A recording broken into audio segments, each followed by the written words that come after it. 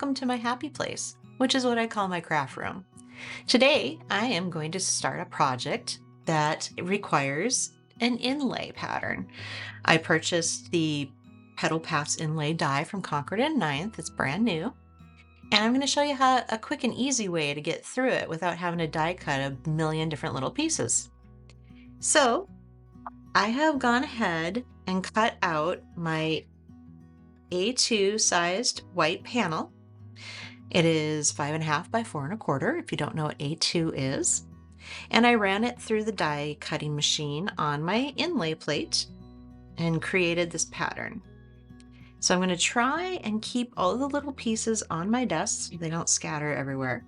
But you'll notice I only cut them out in white because my plan today is to use ink to create the colorful inlays instead of several different pieces of paper. And it gives you pretty much the same look when you're done, and it conserves your cardstock and your time. I mean, it's still a little labor intensive and it is messy, but I kind of prefer it because I can get creative if I want.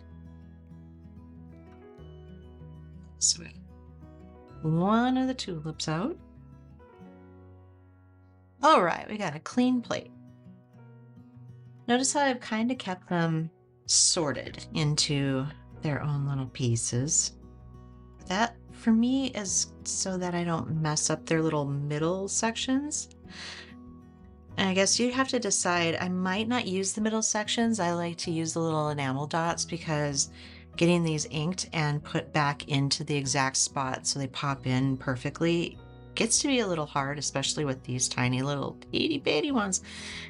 And I made a card similar to this the other day and I got all done and I had lost one of the middles. So I had to scrap the whole thing, or not the whole thing, but you know, I had to scrap all the middles and I just used enamel dots and I actually ended up liking it better anyway. It gives the card a little dimension. So I'm going to keep these apart, but I do want to make sure to leave myself the option. So I'm going to try and keep them with their buddies here, because when you put the centers side by side, like this one and that one, they look identical, but I don't think they fit quite right back into this little donut piece if you use the wrong one. And if anyone has a trick to how to do this better, please let me know in the comments because I'm just winging it. All right, so I got a little inspiration from the Concord and Ninth website. They have color palettes that you can look through in their color section.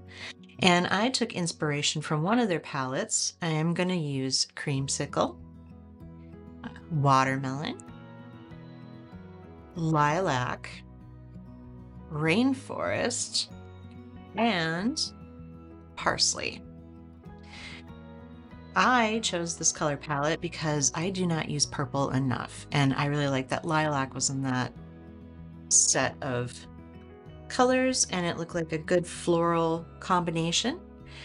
And it's a spring day finally today, and I kind of am digging the spring colors at the moment.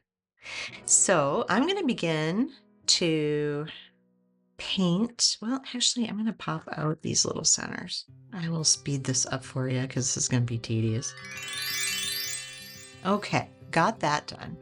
I don't know if you could tell, but you can see how hard it is to keep all those little things together. They just want to walk right off your table. Okay, now we can start to paint. I have decided that I am going to do, I think the big tulip leaves I'm going to do in Rainforest. Let me put these two together. I kind of want the focus to be the purple, but I think I like Rainforest with watermelon more. And then we'll do light throughout the rest of it. Yeah, sounds good. Okay, let's get started. Make sure, if you're using this technique, to have your water and your towel of choice nearby because you're going to get ink on your fingers and probably all over your work surface. But it does come out fine in the end. I am going to just smoosh this down. And I have found that it transfers a little better too if you give it a little bit of a drag over the top. See? Oh, well, we need to smoosh it some more. I was being too gentle. You're really going to want to have a tweezers for this too. And you have to wipe off your tweezers in between each color, because it gets messy too. And like I said, I kind of like to do a little bit of a drag too. That kind of gets the in-between colors. There we go. Also, if you see that your cardstock is drying a little bit speckled, don't worry about it because it will, once it's completely dry, it will smooth out. So with these bigger pieces, I sometimes use one of these bobbers too. Grab that. I always have a ton of these on hand. They usually get sent to me for free for purchasing one thing or another. You can take and kind of fill in where it got light, like so. I find that it's really just the dark colors that I sometimes have to fill in with the dauber. The light colors transfer so nicely. Okay. So I'm just gonna only do those two in the Rainforest because that is a very dark color and we want a light springy card. Which means that I do want them to go dry over here off of my glass mat. And I need to clean that up and my tweezers. Okay, hopefully I got them clean. Let's do the tulips next. I'm gonna do those in watermelon. Oops. Touch the side of the ink pad. Never claimed to be the most coordinated person on earth, but I think we'll get through it here. Oh, she's stuck. Get her slide and perfection. Slide. Perfect. See, didn't even really make a mess. Now, I think for watermelon, I'm also going to do the little rings on these flowers. All right, let's see what we did. That turned out pretty good too. All right, I think that's good for the watermelon. Let's see, clean off tweezers real good. I'm gonna do creamsicle for these. I haven't decided what I'm gonna do for this one yet. The little ones I want to do with the lilac. Suppose I should be deciding quickly here. I do love creamsicle. It's one of my favorite oranges. There we go. That's gonna be so pretty. Oh, I love it. Okay. Well, I think about what I want the big flowers to be. I think I can start on the leaves and the little flowers. And I kind of want to stick to this color pattern, so I'm going to either do creamsicle and lavender. Lavender on the inside would be pretty. But I also like the watermelon too. Got a lot of watermelon going on. I don't know. Leave me a comment if you think I'm doing it wrong. Here we go with our purple. It's funny, purple is like my favorite color. I love it a lot. I don't have any purple on my walls at home. Everything's blue. I mostly wear blue. You know, it's funny, but if you ask me what my favorite color is, I usually say purple because I just love purple. I just don't buy it. I don't use it in my crafting. It's just, I don't know. I'm going to make it a point to start using it more, I think. Because when I see other people use it, it's stunning. Like, it is a very fun color to play with. All the different lavenders and violets. Give it a drag. There's one little spot. That'll probably dry fine. If not, I can get a dauber and pound some more ink on top. Lovely colors. Okay, and we're gonna do the parsley for the little leaves. Make sure I get all the lavender off before I go start touching my white leaves. Oh, flip that one over. Oh no. Come on. There we go. I'm probably over inking them. It might not take this long for you. All you really got to do is push it down on the ink pad and then kind of like slide it off, and there's a pretty good transfer almost every time, except for, like I said, those darker colors. There we go. All right, it is decision-making time. What do I want big flowers to be? I'm gonna do purple on the outside and creamsicle on the end. That's gonna be a fun combination. Let's do that. Add a little bit more lavender to the color scheme here. Let's see how we did. Maybe a little bit more. I might need to get a dauber for this one because it's such a large surface. I'm positive it would dry back just fine, but I'm going to daub a little bit more ink on that flower. It's because I don't want it to be speckled. That one turned out really nice. I have the purple ready to go. No, not really. I'm going to get a clean one because that is a light lavender. I don't need to go infecting my ink pads. That really helps a lot. This gives it more of a smooth. Okay, we'll do the little ones in creamsicle. And like I said, I think I'm going to just do enamel dots today for the middles, but you can always pounce those right on into your ink as well. I just have a really hard time lining up because they're not perfectly circular. They have a little bit of an oval to them. All right, we have got all of our colors done. See how easy that was? Maybe you want to conserve your cardstock, or maybe you're just out of a color of cardstock, but you really want to use that color. You can certainly just get out your ink pad and color everything in.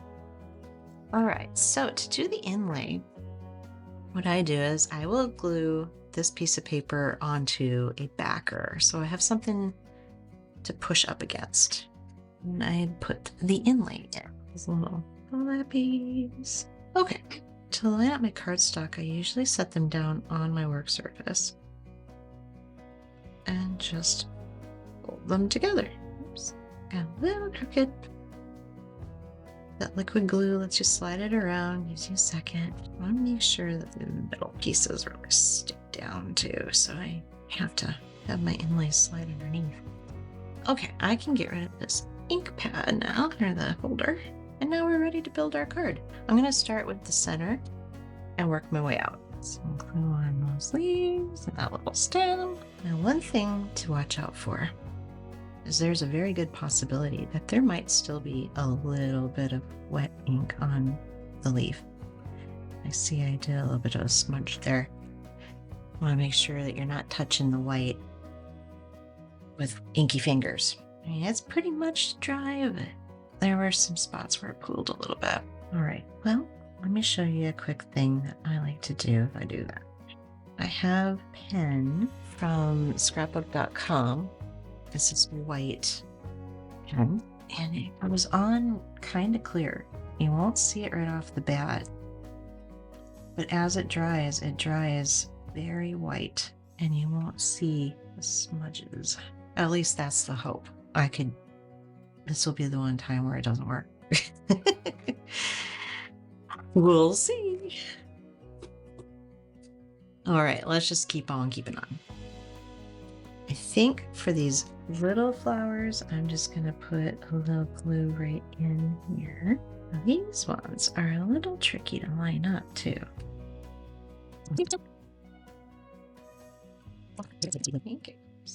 Yep, no, I did not. Thought I had it lined up. That? Yeah, I think it's that. Oh, there. Goodness. It's funny how the first one's lined up so easy, and now these are giving me trouble. All right.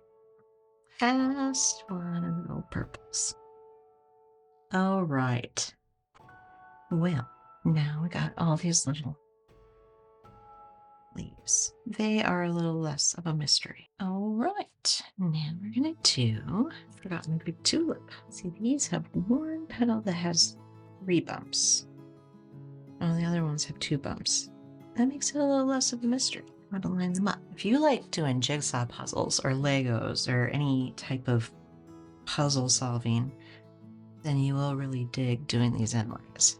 It is very similar, and yet you get to customize the colors you want it to be in.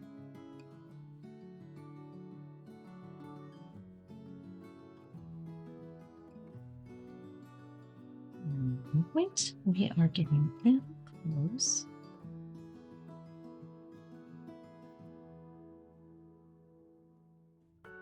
Okay, this is turning out really cute. Like I said, I'm going to use enamel dots for the centers. All right, I have grabbed myself some options here. I have honeycomb, buttercup, star fruit, white, and I have pimento that goes really well with watermelon. Yeah, kind of like, let's just play. What do you say? Let's take a look at what pimento. Unfortunately, I don't have watermelon, but these are going to be pretty close. What does that look like as opposed to buttercup? Ooh, yellow is awful cute. I do like a yellow center on a flower. No, you know what? I kind of like the pimento. I think that really accents the colors. Let's do another pimento and that flower. What are you feeling about? What if it might be too dark of a yellow?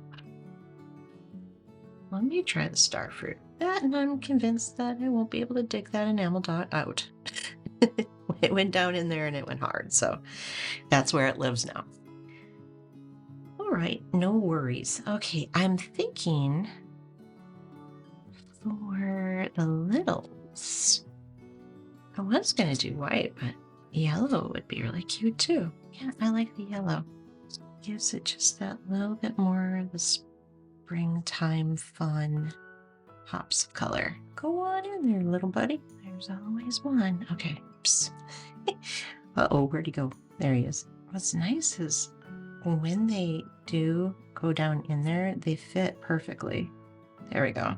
Last one. Wiggle. Oh, we got a jumper. Come on. Just wiggle them into place and press. All right.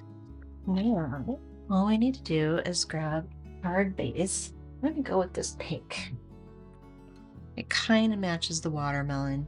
I could cut a piece of watermelon too, but I have these pre-cut and I'm trying to use them up. So we are going to score at, this is already cut to 5.5. I'm going to score at 4.25, which is right down the middle of it. 8.5 long card. Give it a good crease. This is getting a little cloggy on me, so I'm going to hopefully try and take my glue stick. Where am I going? Maybe the, where did I put the cap for it? I don't know. We can switch glues. I've got some glue here, and it's cloggy too. Goodness sake, we are having a glue dilemma today. There we go. Glue dilemma no more. Okay, that should be more than plenty. And I'm missing the lid for it. Okay, again, my card, line it up with my work surface, and just press them together. And there you have it. I really like how this turned out. It's super cute, and it was very easy and quick. And besides my inky fingerprints, which I can just, I'll take a gel pen and let me see. Where is it? Where is my gel pen? Actually, since I have the gel pen out, let's see if we can make some fine detail on the flowers. There we go. And that is a finished card. I hope you enjoyed this little walk down trying to avoid tragedy.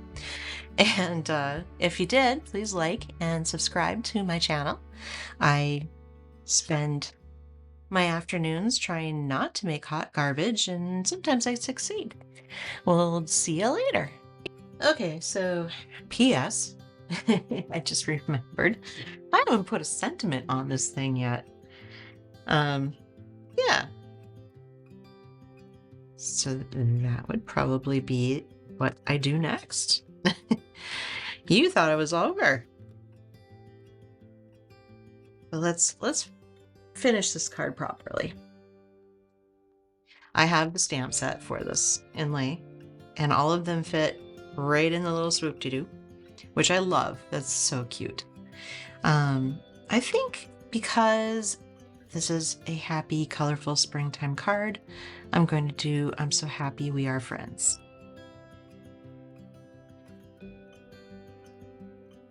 And it is a new stamp, so I'm going to quick condition this. When you get your stamps, they come with kind of it's not grease on it, but they're just shiny. It's an artifact of the manufacturing. You just rub your thumb over it. Did I move that? I'm just going to reposition it because the last thing I need to do now is have it be on the wrong spot. Excuse my head. I just want to make sure I'm in my margins. There we go. Okay. We're going to need to do it a couple of times, which is fine. Try not to press real hard. I'm just setting the door down on the paper and letting the ink transfer into the paper. I'm going to do it one more time. Perfect. That is what a card's supposed to look like. It's supposed to say something, isn't it? Oh, well, I was just rushing along. All right, my friends, we are cleaned up, have sentiment on the card, and I think it looks great. I'm not going to do any sequins on it because I already have all the enamel dots, and that kind of gives it a little bit of shine, and I don't want to take away from that. Thank you for joining me. I'll see you next time. Bye.